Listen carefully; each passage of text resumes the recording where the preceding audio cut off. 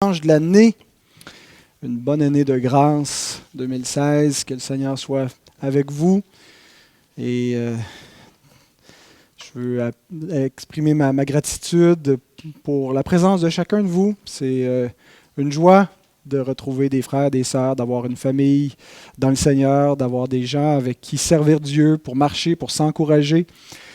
Merci pour Ghislain, pour Roger, pour Robert, qui sont des diacres fidèles, pour le travail qui est fait, pour les moniteurs d'école du dimanche. Merci à la chorale qui pratique et pour les gens qui s'impliquent de toutes sortes de façons, par la prière, par la cuisine, qui veillent les uns sur les autres.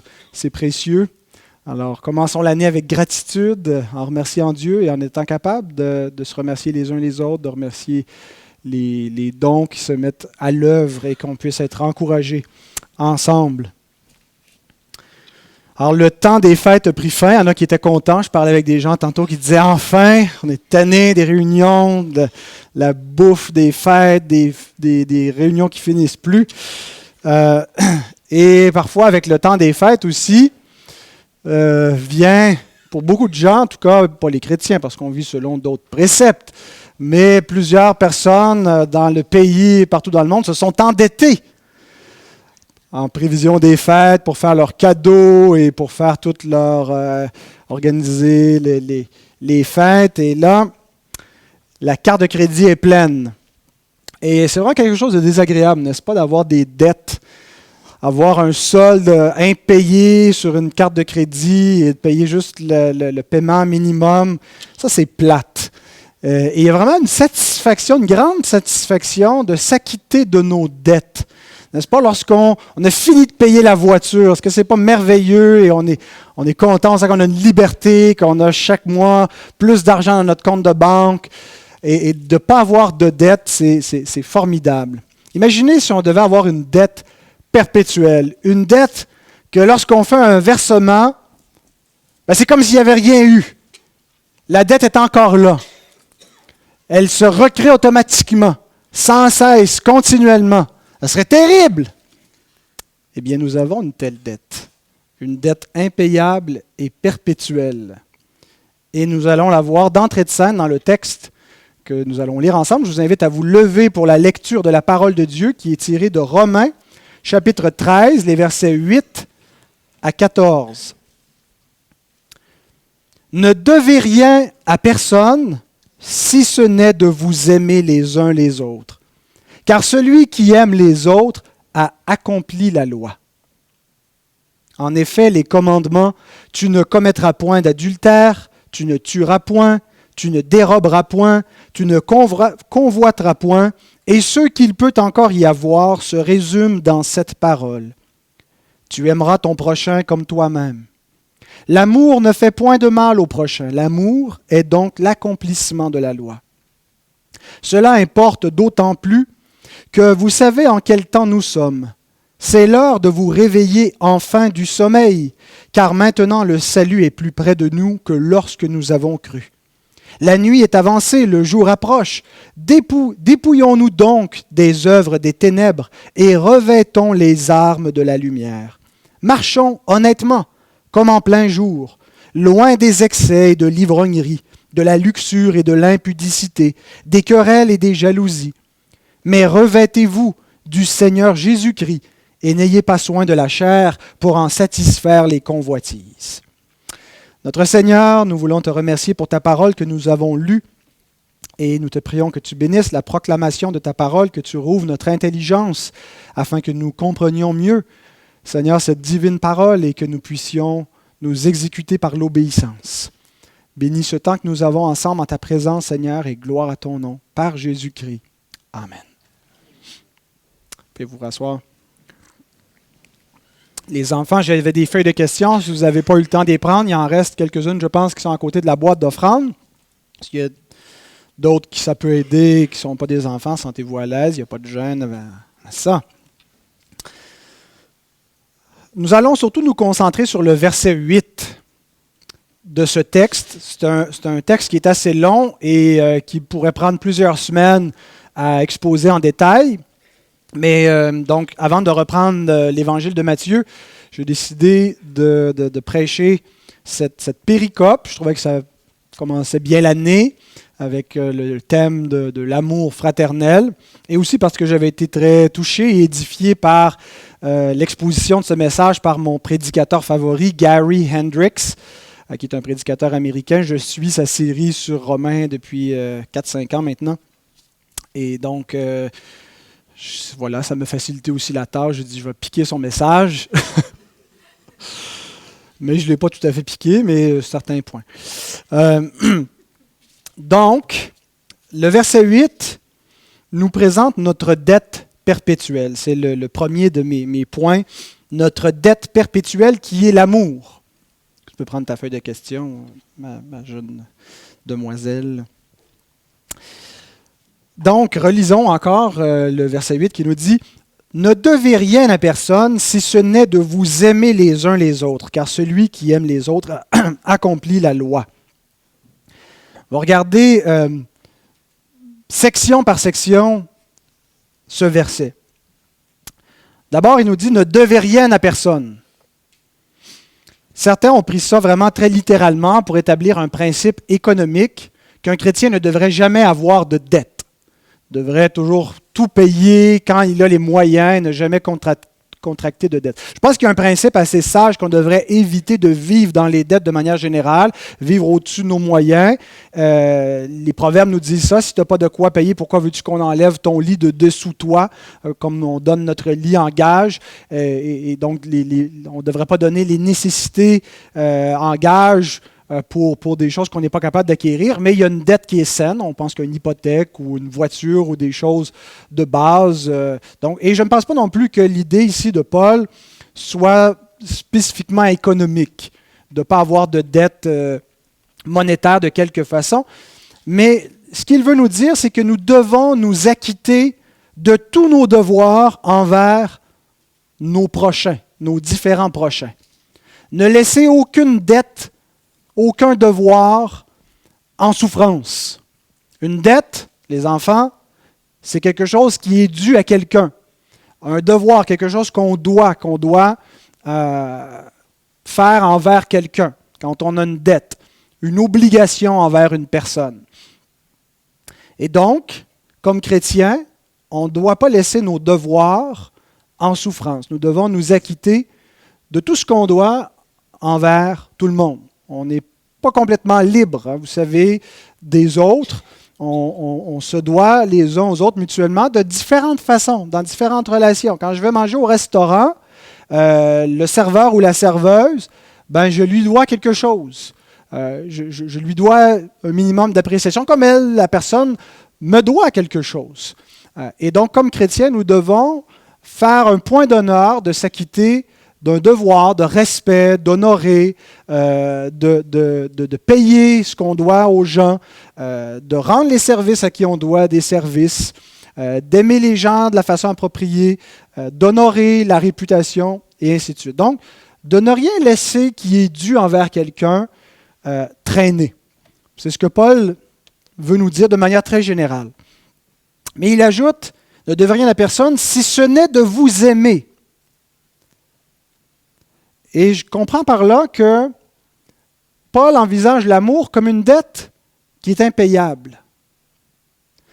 Pas dans le sens que ce n'est pas la peine d'essayer de la payer, vous n'y parviendrez pas, mais dans le sens que nous allons toujours avoir ce devoir. Il y a des devoirs qu'on remplit, c'est fait une fois pour toutes, c'est réglé, comme quand on vient régler le solde de notre carte de crédit. On est libéré, on n'a pas besoin de le payer une deuxième fois, il est payé. Et il y a des devoirs qui sont de cette nature-là. Un service qui est dû, une chose qu'on doit faire. Mais l'amour est quelque chose qu'on doit perpétuellement. Est une dette qui, sitôt payée, se renouvelle. Mais il est bon qu'il en soit ainsi. Ça serait effrayant si, comme je le disais tantôt, notre carte de crédit faisait cela. Si on la paye et que ce qu'on a mis s'efface et que la dette demeure. Mais il est bon que l'amour soit une dette impayable. Imaginez ce que serait le mariage si l'amour était quelque chose qu'on pouvait remplir une fois pour toutes, puis après ça, on n'a plus d'obligation. ben écoute, je t'ai aimé, je t'ai été fidèle, maintenant je ne te dois plus rien. Je ne suis plus obligé d'être fidèle. Ça ne ferait aucun sens. Ou que serait la famille si on n'avait pas une dette continuelle envers nos enfants, juste par le fait qu'ils sont nos enfants et qu'on est obligé de pourvoir à leurs besoins, le temps qu'ils sont sous notre responsabilité. Un jour, on en est affranchi. Mais même là, on n'est pas affranchi de l'amour parental qu'on leur doit et de veiller sur eux. Que serait l'Église si l'amour était une dette qu'on pouvait s'acquitter une fois pour toutes? Je ne vous dois plus rien, je ne suis plus obligé de me présenter, je ne suis plus obligé de prier pour vous, de vous aimer. Il est bon que l'amour soit une dette qu'on doit continuellement, qui se renouvelle et qui nous force à continuer d'aimer, continuer de faire ce que nos relations nous indiquent qu'on doit faire les uns envers les autres. Donc, ne devez rien à personne, si ce n'est de vous aimer, troisièmement, les uns les autres. Envers qui cette dette d'amour est-elle due? Certains ont pris les uns les autres et l'ont limité un petit peu en disant, les uns les autres, généralement dans la Bible, c'est les disciples. C'est dans le contexte de l'Église. Et je ne nie pas qu'il y a peut-être le contexte immédiat où Paul considère qu'il veut que ce qu'il dit s'applique spécifiquement à la vie d'Église. Et il est vrai qu'on a un devoir plus grand envers certaines personnes en fonction des relations. On ne se doit pas également à tous les hommes. Je dois aimer tout le monde, mais il y a des gens envers qui mon amour doit se traduire avec un plus grand degré d'engagement, n'est-ce pas? Et donc, par contre, il y a cette tendance dans nos cœurs mauvais, nos cœurs affectés par la chute, de vouloir restreindre le cercle du prochain. On le voit dans Luc 10, où un docteur de la loi demande à Jésus, c'est quoi le plus grand commandement? D'aimer Dieu de tout son cœur. Et un commandement très semblable, d'aimer mon prochain comme moi-même. Et lui, voulant se justifier, lui demande, et qui est mon prochain? Et dans la conception pharisienne, il y avait cette idée que oui, je dois aimer mon prochain comme moi-même, mais mon prochain, ce n'est pas tout le monde. Mon prochain se limite à une certaine catégorie de personnes. Mon prochain, c'est le peuple de Dieu. Mon prochain, mais c'est sûrement pas des incirconcis, c'est sûrement pas un Samaritain. C'est pour ça que Jésus raconte l'histoire du Samaritain. Et nous avons parfois aussi cette tendance à limiter qui est notre prochain. Mais lorsque l'Écriture nous dit que nous devons nous aimer les uns les autres, elle désigne ici le prochain. Et le prochain, c'est tous les hommes. L'amour est une obligation universelle. Tous les hommes sont tenus d'aimer tout le monde. Même si Luc de la Rochelière chante « Tout le monde aime, mais personne n'aime tout le monde », et c'est vrai, mais c'est ce que nous sommes appelés à faire. Aimer et aimer tous les hommes. Il n'y a personne qu'on a le droit de ne pas aimer. Maintenant, on va voir un peu plus loin qu'est-ce que ça veut dire concrètement. Comment je peux aimer une personne que je ne connais même pas, une personne que je ne rencontrerai jamais, versus ceux avec qui j'ai à traiter. Il y a un degré qui s'applique dans l'engagement, mais on y viendra bientôt. Et quatrièmement, ce qu'il nous dit dans ce verset, il ajoute « Car celui qui aime les autres a accompli la loi ». L'obligation d'aimer vient de la loi de Dieu et non pas des hommes. Et nous comprenons notre devoir dans ce monde non pas comme quelque chose que nous décidons nous-mêmes. Alors, les valeurs, pour nous, ce n'est pas simplement quelque chose qu'on choisit. Choisissez vos valeurs, il y a plein de belles valeurs, puis chacun choisit ses valeurs.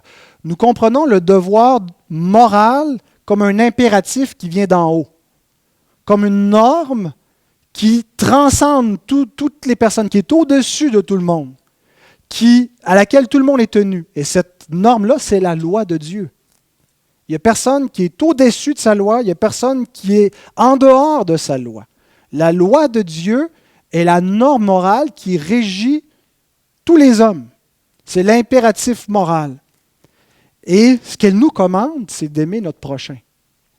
Quand on comprend bien la loi morale de Dieu, ce qu'elle nous enseigne, c'est à aimer Dieu, à aimer notre prochain. C'est pour ça qu'il y a les 2 tables de la loi. C'est pour ça que toute la loi est résumée en 2 commandements. Les commandements qui concernent l'amour envers Dieu et ceux qui concernent l'amour envers notre prochain, qui s'expriment par des devoirs, ce qui est dû envers le prochain. Et cette loi-là, ça va être le standard du jugement. À la fin, les hommes ne vont pas seulement être jugés par leurs intentions. Est-ce que tu as eu des bonnes intentions? Est-ce que tu as eu des bonnes actions selon tes propres standards? Mais selon le standard normatif de la loi de Dieu. C'est ce qui va être le juge. Et donc, selon cette loi-là, il n'y a personne que j'ai le droit de ne pas aimer. Je ne peux pas considérer aucun individu comme dans la catégorie de ceux que j'ai le droit d'haïr, de ceux que j'ai le droit de ne pas aimer. La loi m'oblige à aimer tous mes prochains, quels qu'ils soient. Jésus va jusqu'à dire explicitement, aimez vos ennemis, aimez ceux qui vous haïssent. Aimez ceux qui vous font du mal. Aimez ceux qui ont de mauvaises intentions et de mauvais desseins à vos égards. Maintenant, il y a une façon de les aimer. Il y a une sagesse. Il y a une façon d'appliquer l'amour et une relation face à eux. Mais on est tenu de les aimer pareil. Matthieu 5, 44. Comment est-ce possible? Comment pouvons-nous nous acquitter? Est-ce que c'est un vœu pieux que Paul nous écrit ici dans le verset 8? Est-ce vraiment possible? Donc, c'est mon 2e point. Maintenant qu'on a vu notre dette perpétuelle, l'amour, comment aimer notre prochain? Et on va regarder plus spécifiquement les versets 9 et 10 pour répondre à cette question. Mais d'abord, il est important de définir qu'est-ce que ça veut dire aimer son prochain. C'est la première question qui devrait nous venir quand on reçoit le commandement d'aimer les autres. Qu'est-ce que ça veut dire aimer les autres? Et on prend peut-être pour acquis, on présume erronément qu'on sait ça veut dire quoi aimer. Que tout le monde sait c'est quoi aimer. Qu'on a tous une compréhension, grosso modo, commune de ce qu'est l'amour. Mais il existe plusieurs idées divergentes et même fausses sur l'amour, n'est-ce pas? Donc, avant de dire comment on peut aimer, il faut juste savoir c'est quoi aimer, c'est quoi l'amour. Il faut le définir. La compréhension la plus générale, la plus de base qui circule dans le monde, et j'inclus plus ou moins l'Église, mais dans la société en général, sur ce qu'est l'amour, c'est un sentiment d'affection, l'amour. Aimer, c'est ressentir une affection. Donc on doit aimer tout le monde, on doit ressentir une sorte d'affection pour tout le monde. Ça, c'est l'idée assez générale qui est conçue sur ce que veut dire. Mais on aime des gens beaucoup plus. Et puis, on ne se sent pas coupable de ne pas aimer tout le monde parce que comme c'est une affection, on n'a pas trop de contrôle là-dessus. On doit aimer surtout les gens comme nos proches, notre bien-aimé, nos enfants, nos parents. Mais les inconnus, comment tu veux que je les aime? Comment je peux avoir un sentiment d'affection? C'est parce que ce n'est pas premièrement ça, l'amour. Une autre idée de l'amour, surtout depuis Darwin, où on essaie de tout expliquer en termes matériels, il existe ce qu'on appelle en anglais un world view, un regard sur le monde, une façon d'interpréter la réalité qui est matérialiste. Pas dans le sens qu'on consomme du matériel, mais dans le sens qu'on considère que tout ce qui existe, c'est de la matière. Donc, il faut tout expliquer, toute l'existence en termes de matière. Donc, on a une première explication cosmologique avec un Big Bang, une matière éternelle, préexistante, qui s'enchaîne et toute la vie. Bon. Mais même là, il faut expliquer l'amour de manière physique. Et donc, il y a l'idée que l'amour, c'est une réaction chimique dans notre cerveau, involontaire, qu'on ressent envers des personnes, sans trop expliquer pourquoi. On a des affinités, des atomes crochus envers quelqu'un. le visage de quelqu'un nous est sympathique, un tel nous fait penser à un acteur qu'on aime bien, on aime le rire d'une personne, on est attiré physiquement vers une personne. Et c'est ça l'amour. C'est quelque chose de chimique, de physique dans notre corps, dans notre cerveau. Et surtout, c'est involontaire. On peut y mélanger un peu notre volonté, mais ça vient un peu tout seul. Comme les Grecs l'expliquaient par Cupidon. Cupidon tire ses flèches. Et ils avaient une version antérieure un peu de cette notion fataliste de l'amour. L'amour vient et on ne contrôle pas. Et une autre conception qu'on retrouve beaucoup dans la société aujourd'hui, c'est que l'amour consisterait dans l'acceptation inconditionnelle de l'autre, tel qu'il est. L'amour, c'est de ne pas juger personne. L'amour, c'est d'accepter tout le monde, non seulement de les accepter, mais de n'amener aucune critique. On n'est pas obligé d'être d'accord avec leur point de vue, mais on n'a aucun droit d'exprimer un désaccord avec leur point de vue. Et donc, aimer, c'est une forme de complaisance universelle. On accepte tout le monde tel qu'il est. Et donc, dans ces différentes conceptions, il peut y avoir des éléments qui sont un peu vrais. Je dis un peu, je les considère que fondamentalement, ils sont tous erronés, mais on peut accentuer certains traits de ce à quoi ressemble l'amour. Mais voici ce que je crois être une vraie définition de l'amour. Avant de vous donner la définition, commençons avec ce que Paul nous dit, avec ce que le Saint-Esprit nous dit par Paul. Et remarquez qu'il définit l'amour par la loi. Et il le conçoit comme un commandement. Pas juste comme une expérience. Ressentez de l'amour, mais aimez. Il commande de faire quelque chose. Et il le définit par une norme qui n'est pas l'homme, mais qui vient de Dieu, qui est la loi. Romains 13, il dit, vers la fin du verset 8, « Celui qui aime les autres a accompli la loi. En effet, les commandements, tu ne commettras point d'adultère, tu ne tueras point, tu ne déroberas point, tu ne convoiteras point. Et ce qu'il peut encore y avoir se résume dans cette parole. Tu aimeras ton prochain comme toi-même. L'amour ne fait point de mal au prochain. L'amour est donc l'accomplissement de la loi. » C'est pas toujours comme ça qu'on pense, même chez les chrétiens. La loi, pour nous, c'est légaliste. La loi est dure. La loi, c'est le jugement. La loi condamne. L'amour pardonne. L'amour passe dessus la faute. L'amour ne tient pas compte de la loi. Mais pourtant, c'est ce que l'Écriture dit. Il y a différents usages à la loi. Il est vrai que la loi condamne et que la loi, proprement, la loi n'aime pas. La loi, c'est un standard. La loi exige. Mais mettre en pratique la loi, c'est comme ça qu'on aime. C'est un autre usage de la loi qu'on va voir en détail dans le sermon sur la montagne, que la loi nous mène à Christ, premier usage, parce qu'elle nous montre notre péché, mais la loi, on doit la mettre en pratique parce qu'elle nous montre comment aimer Dieu, comment aimer notre prochain. Et donc, je ne regarderai pas en détail les commandements qui sont présentés ici. Je n'ai pas le temps de faire une exposition complète de ce passage, mais tirer quelques principes de ces versets pour définir l'amour. Et il est important que quand on définit l'amour, qu'on ait une définition qui peut englober toutes nos relations. Je demandais à mes enfants, en s'en venant dans l'auto pour les préparer tranquillement, mentalement à la prédication, est-ce qu'il y a une seule sorte d'amour? Alors, Michael m'a répondu que non, il y a différentes sortes d'amour.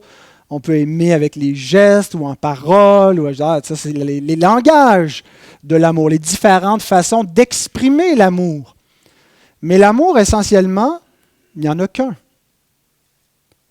L'amour va s'exprimer différemment avec ma femme par rapport à toutes les autres femmes, avec mes enfants par rapport à tous les autres enfants, par rapport à mon Église, par rapport à toutes les autres églises.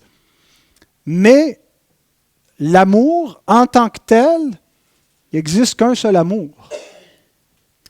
Alors voici une définition que j'espère universelle de l'amour et qui s'applique autant à notre relation avec Dieu qu'envers notre prochain, qu'il soit la serveuse du restaurant ou la personne avec qui on est marié. L'amour est une affection envers les gens. Il est basé sur des principes inconditionnels et se manifeste par un engagement approprié à la relation établie par la providence de Dieu. Je vous relis la définition. L'amour est une affection envers les gens. Il y a des sentiments. Il est basé, non pas sur les sentiments, mais sur des principes inconditionnels et se manifeste par un engagement approprié à la relation établie par la providence de Dieu.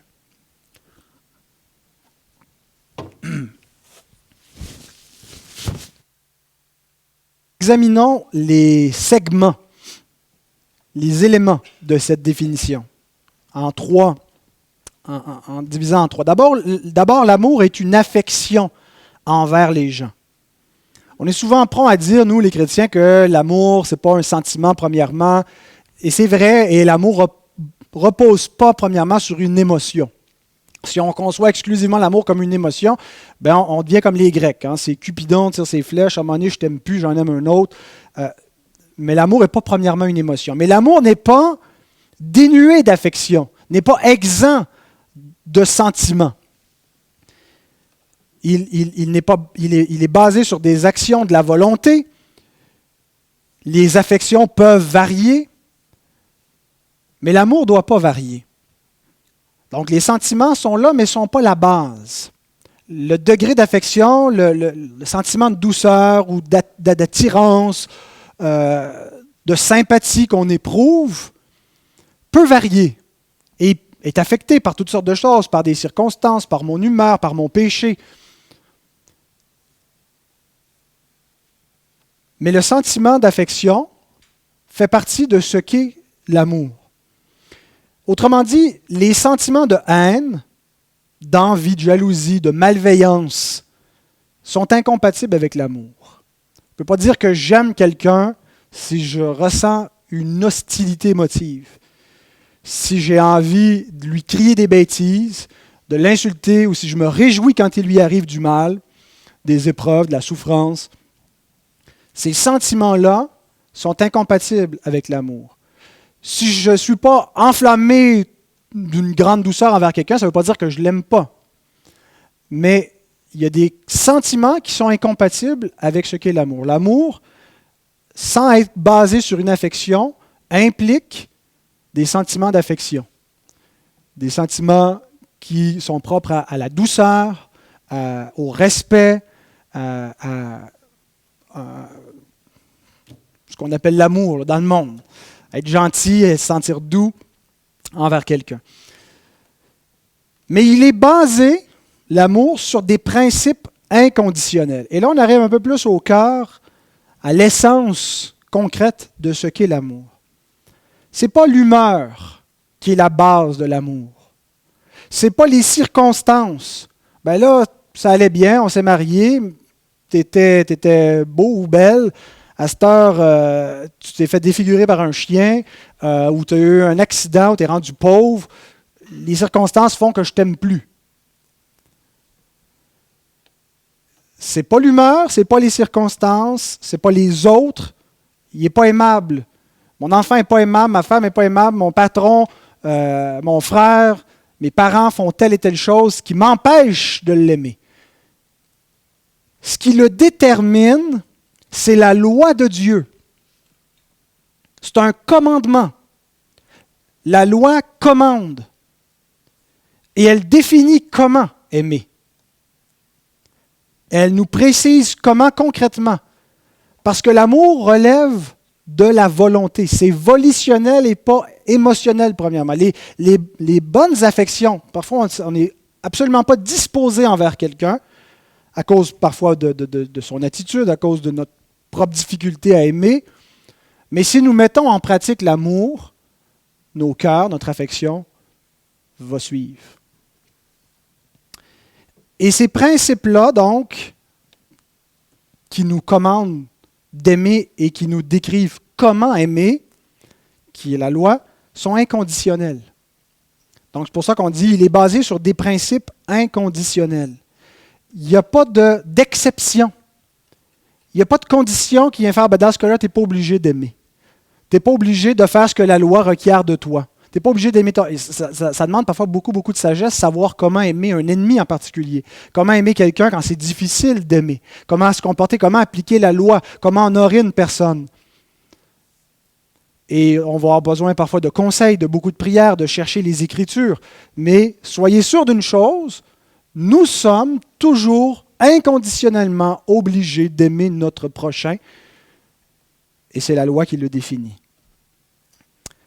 Donc, c'est ça le fondement, c'est la base.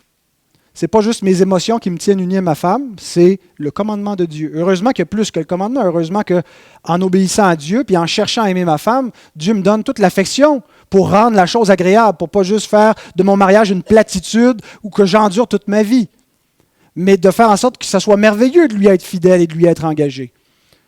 Mais la base, ce n'est pas juste est-ce que ça me tente, est-ce que j'ai une disposition favorable à cela, est-ce qu'elle le mérite. C'est inconditionnel, c'est un commandement. Et le dernier élément de ma définition, en fait ça c'est celle de Gary Hendricks, tantôt j'ai dit que j'avais piqué des bouts que j'ai un petit peu adaptés, mais je pense qu'elle reflète ce que l'Écriture enseigne sur l'amour. Le dernier bout, l'amour se manifeste par un engagement approprié à la relation établie par la providence de Dieu. Aimer tous les hommes ne veut pas dire que je vais être engagé de la même façon envers tout le monde. Ne veut pas dire que je vais prendre mon portefeuille pour le mettre au service de tout le monde de la même façon également. Mais l'amour doit se manifester par un engagement.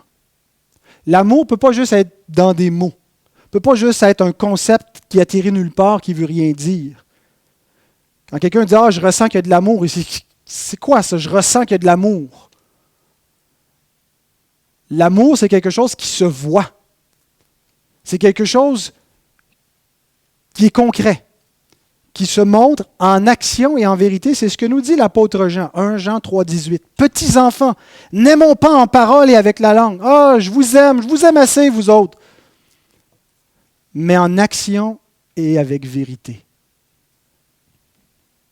Ce n'est pas suffisant de le dire avec la bouche, et ça fait partie des langages de l'amour. Ayons des propos qui démontrent de la reconnaissance, de la douceur, de la gratitude, être capable de dire « je t'aime » à notre mari, notre femme, nos enfants, nos proches.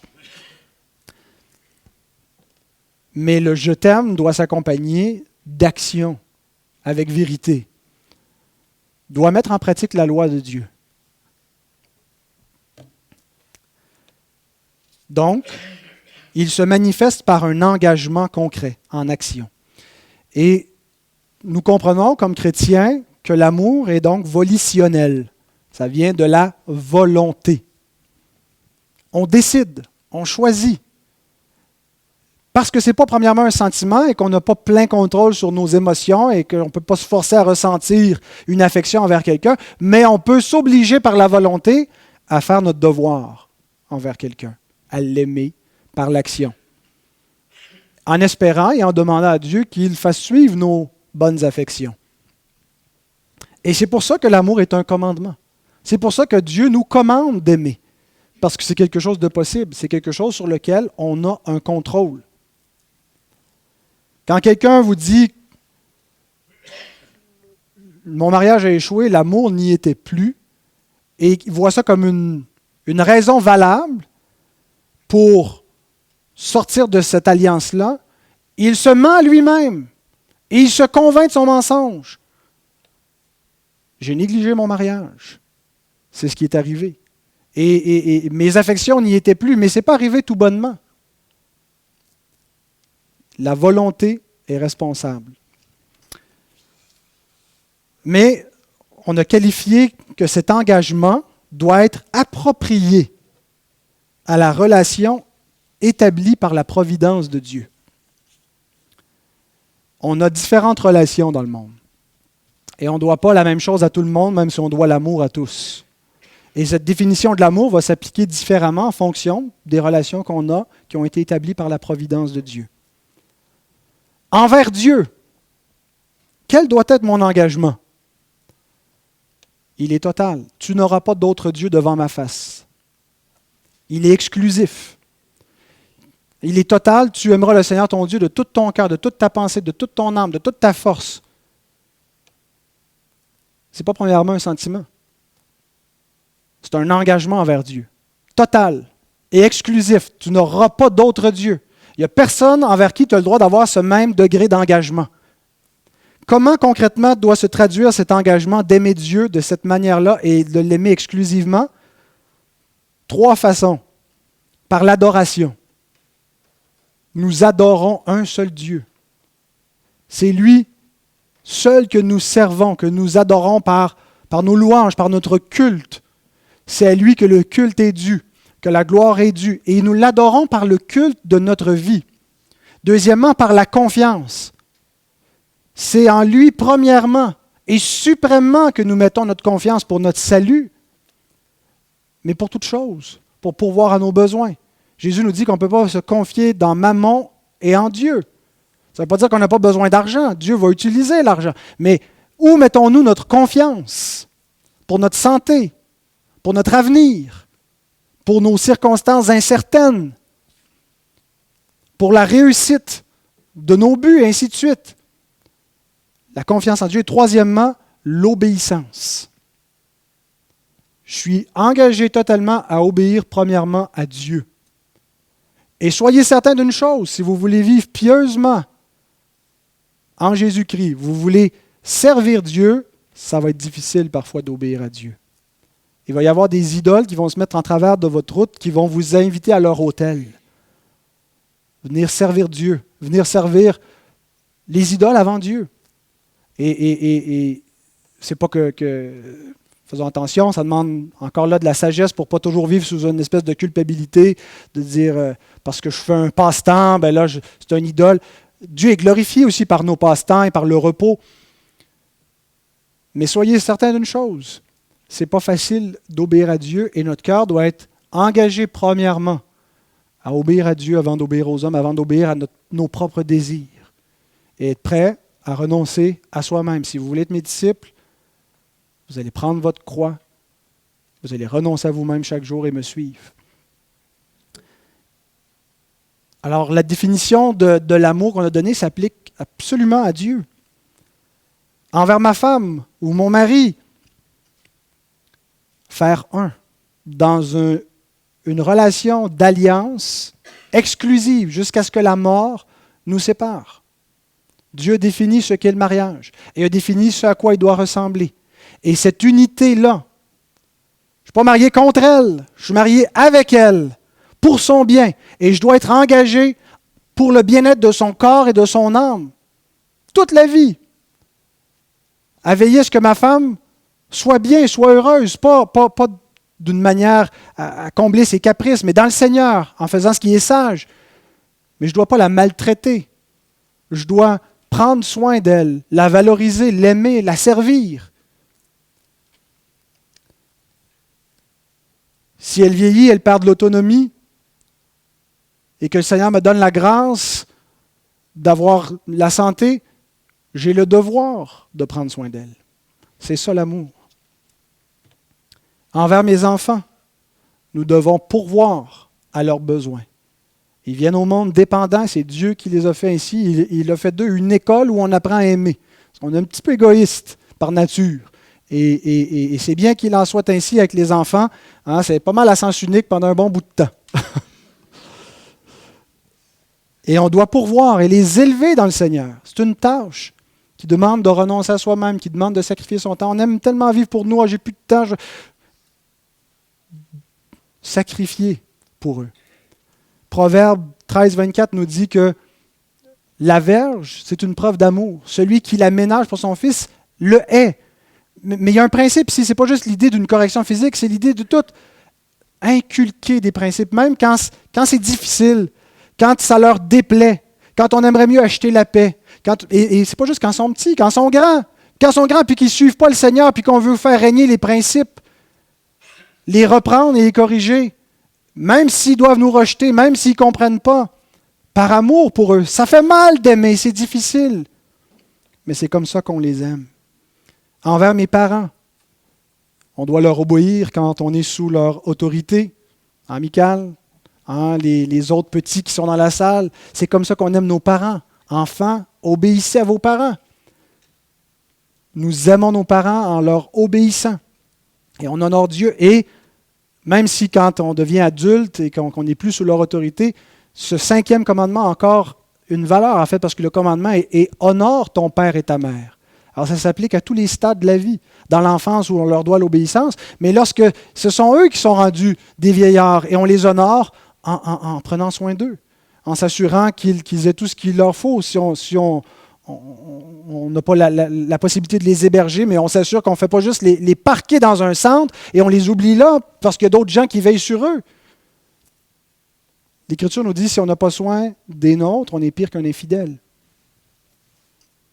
Envers vous, envers l'Église, envers chacun de vous, quel est notre engagement mutuel?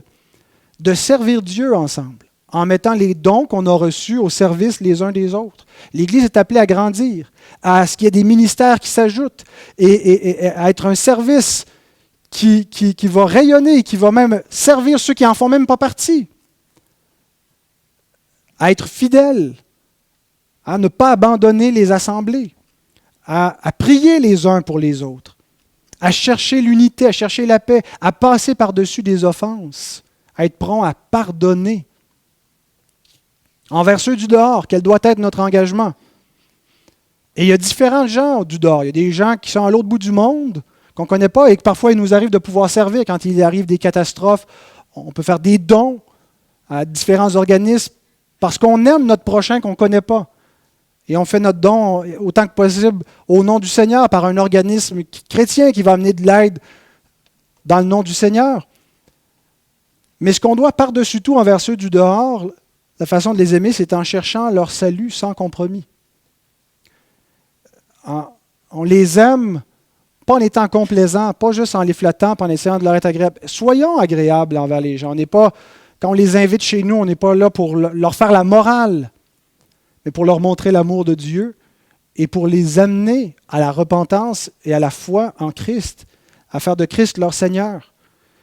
Et ça demande du courage, ça demande de la sagesse pour savoir comment parler, pour savoir quand se taire, pour savoir comment aimer les gens du dehors.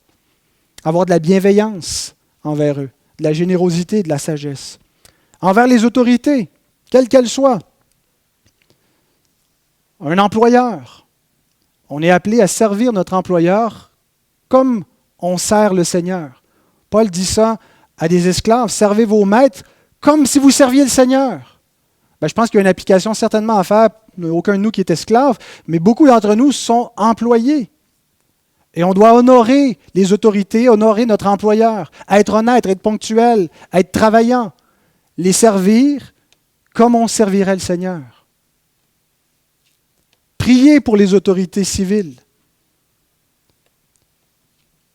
Respecter les forces de l'ordre. Si vous faites arrêter par la police, il ne faut pas l'envoyer promener. Il faut montrer du respect parce que les autorités viennent de Dieu et celui qui s'oppose aux autorités s'oppose à Dieu. Et même, parfois, c'est des autorités abusives. Heureusement, on vit dans un pays où on a beaucoup de liberté, où il y a de la démocratie, des institutions qui sont vraiment imparfaites, mais croyez-moi, sont bien moins pires que ce que l'histoire a connu, ce que beaucoup de gens connaissent dans le monde aujourd'hui. Et soyons reconnaissants pour cela. Envers mes ennemis. Comment puis-je aimer mes ennemis? En répondant avec de la douceur. Une parole douce calme la fureur. On ne jette pas de l'huile sur le feu. En combattant la rage qui est dans mon cœur, l'hostilité. Comment est-ce que je le combats concrètement? Par la prière. Priez pour ceux qui vous persécutent. Ça change nos cœurs, premièrement, de faire ça. Ça change, premièrement, nos cœurs, c'est ça que je veux dire. Avant de chercher à les changer, Dieu veut nous changer nous-mêmes, produire en nous la douceur, et il va utiliser la persécution. Il va utiliser ceux qui nous calomnient, ceux qui nous traitent mal, puis on ne leur a rien fait. Demandons à Dieu la sagesse pour savoir comment traiter avec eux. La Bible ne nous appelle pas à être des moutons. Quand elle dit de se présenter la joue droite, je ne pense pas qu'il y a l'idée ici, laissez les gens manger la laine sur le dos, laissez-vous insulter. Il y a un principe de aussi se faire respecter, mais de la bonne façon, avec décence, avec amour. Pas de manière légaliste, en combattant juste par la loi et les recours légaux. Et parfois, ça peut être nécessaire de se défendre de cette façon-là. Mais qu'il n'y ait pas d'hostilité dans nos cœurs envers nos ennemis. Et qu'on sache leur montrer l'amour et chercher à les gagner pour Christ et prier pour eux, pour leur salut. L'amour est une affection envers les gens basée sur des principes inconditionnels qui se manifestent par un engagement approprié à la relation établie par la providence de Dieu. Terminons avec une dernière remarque. On aurait pu se concentrer seulement sur le verset 8 et puis arriver au même message, mais il y a quelque chose qui m'a frappé vers la fin du passage, les versets 11 à 14, où Paul poursuit en montrant que l'amour n'est pas une simple affaire humaine, et pas simplement une question de principe et de faire son devoir. Et puis n'importe qui, incroyant, croyant, aurait pu être dans cette salle et dire « Oui, c'est bon ça, puis je vais mettre ça en application. » L'amour est une preuve de salut. L'amour a tout à voir avec l'Évangile. Et il y a un point ici qui est exclusif pour les croyants, une application que les non-croyants ne peuvent pas connaître de l'amour. Romains 13, 11 à 14. Cela importe d'autant plus, après nous avoir commandé d'aimer et dit comment, cela importe d'autant plus que vous savez en quel temps nous sommes. C'est l'heure de vous réveiller enfin du sommeil, car maintenant le salut est plus près de nous que lorsque nous avons cru. La nuit est avancée, le jour approche. Dépouillons-nous donc des œuvres des ténèbres et revêtons les armes de la lumière.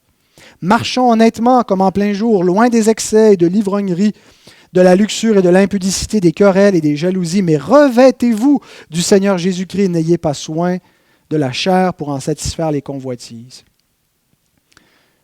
Il y a une nécessité de se revêtir de Christ pour pouvoir aimer. Il existe deux conditions spirituelles parmi les hommes. La première est une nature déchue, que Paul parle ici, il les compare à un vêtement. Le vêtement de nuit, le pyjama, mais c'est moins beau que ça, parce que quand on le regarde, il le décrit comme des excès, de l'impudicité, de l'hostilité, des querelles. D'où viennent tout cela? D'une nature déchue, d'une nature corrompue, qu'on a héritée en Adam. On est né avec. Et l'autre condition spirituelle, c'est une nouvelle nature. Une nouvelle création. La première, elle a été mise à mort à la croix et une nouvelle nature a commencé à la résurrection de Christ. Et il est donné aux croyants de se revêtir de cette nouvelle nature lorsqu'ils croient en Jésus. Et littéralement, il se passe quelque chose. Ce n'est pas seulement une adhérence à une religion. C'est une puissance qui descend du ciel, qui s'appelle le Saint-Esprit, qui crée une nouvelle nature chez ceux qui ont reçu le Christ. Et Paul, ici, a décrit comme se revêtir de Jésus. C'est la nature du jour. On enlève le pyjama et on met le vêtement du jour. Et il nous dit, le jour approche. Et à quoi ressemblent ceux qui sont du jour? Ils aiment. Ils pratiquent l'amour. Le jour approche veut dire que la nuit a duré longtemps. Depuis la chute, c'est la nuit. Et l'aube a commencé avec la résurrection. C'est-à-dire que c'est la fin de la nuit, mais les ténèbres sont encore là. On est comme dans ce chevauchement. La nuit va disparaître. Ce n'est pas une idée chronologique. C'est une idée théologique. La résurrection des morts a commencé. Le premier-né, le premier humain de la nouvelle création, c'est le Christ. Et le jour paraît déjà. L'espérance est là. Bientôt, lorsqu'il va venir, la nuit va disparaître. Nous ne sommes plus de la nuit. Vivons pas comme des gens de la nuit. Dépouillons-nous de ces œuvres-là. Dépouillons-nous du vêtement des ténèbres, du vêtement qu'on revêt la nuit, et mettons le vêtement qu'on revêt le jour, qui se montre concrètement par l'amour, mais qui consiste à revêtir Christ. Et pour cela, il faut d'abord l'avoir revêtu. Pour revêtir Christ au présent, il faut l'avoir revêtu. Et c'est l'idée d'une conversion.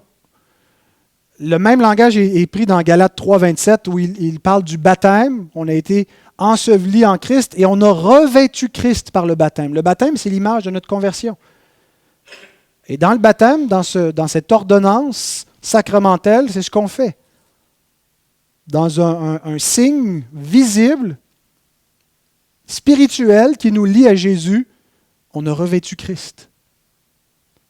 Et maintenant, on doit vivre avec ce vêtement. Et donc, mais par contre ici, il nous parle comme un impératif. Revêtez-vous du Seigneur Jésus-Christ.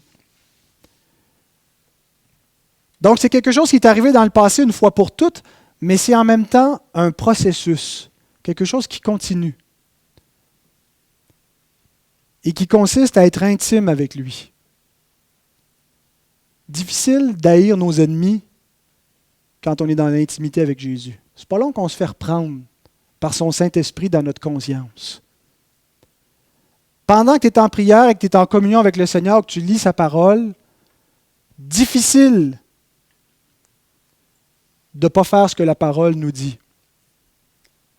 De garder ce vêtement de nuit qui consiste dans l'hostilité, des querelles, toutes sortes d'impudicité, des œuvres de la chair. Pour revêtir Christ, on s'entretient dans une communion intime avec lui. Et on est sanctifié par lui. Et c'est ainsi que, par la grâce de Dieu, nous accomplissons la loi. Accomplir la loi, il y a deux idées. Il y a un sens où on ne peut pas l'accomplir, la loi, parfaitement. Personne n'a accompli la loi, tout le monde a été trouvé coupable. Le seul qui a accompli la loi, c'est Jésus. Mais une fois qu'on est justifié par lui, une fois qu'on croit en lui, que sa justice nous est donnée, il se passe quelque chose. Par son esprit, on se met à accomplir la loi. Imparfaitement, mais notre obéissance est quand même acceptée de Dieu parce qu'elle passe par la médiation de Jésus. Et elle procède d'une nouvelle nature. Et elle est une grâce de l'Évangile. Donc, ce n'est pas seulement comme un devoir moral, comme ferait un inconverti qui dirait « Ok, c'est ça la loi, puis je m'efforce moralement d'être une meilleure personne, de mieux aimer mon prochain. » Pour nous, c'est plus que ça.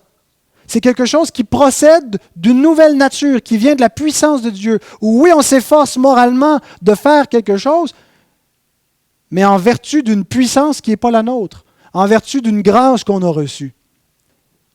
Donc, ce n'est pas une simple affaire humaine. Ce n'est pas juste un devoir, une question de principe. Ça a tout à voir avec l'Évangile. Et en ce sens-là, il n'y a que les enfants de Dieu qui peuvent aimer.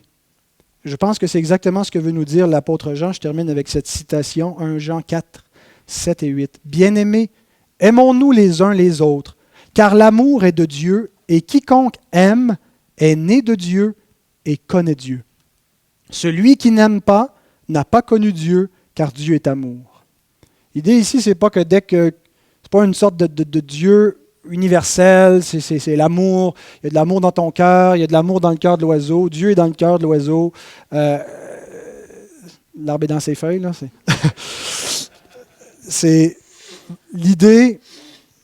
Ceux qui ont connu l'Évangile ont reçu une grâce nouvelle pour aimer Dieu. Ils ont d'abord été aimés Dieu. L'amour de Dieu ne consiste pas en ce que nous avons aimé Dieu, en ce que nous avons été aimés.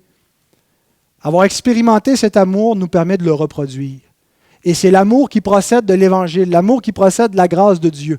Et seuls ceux qui ont reçu cet Évangile, qui ont reçu le Fils de Dieu, peuvent aimer de cette façon-là et ainsi accomplir la loi. Alors, bien-aimés, que Dieu nous donne de nous aimer les uns les autres, de mettre ardemment en pratique ces paroles, cette parole qui vient de lui, et que l'année 2016 soit marquée par son amour au milieu de nous. On va passer à la table du Seigneur.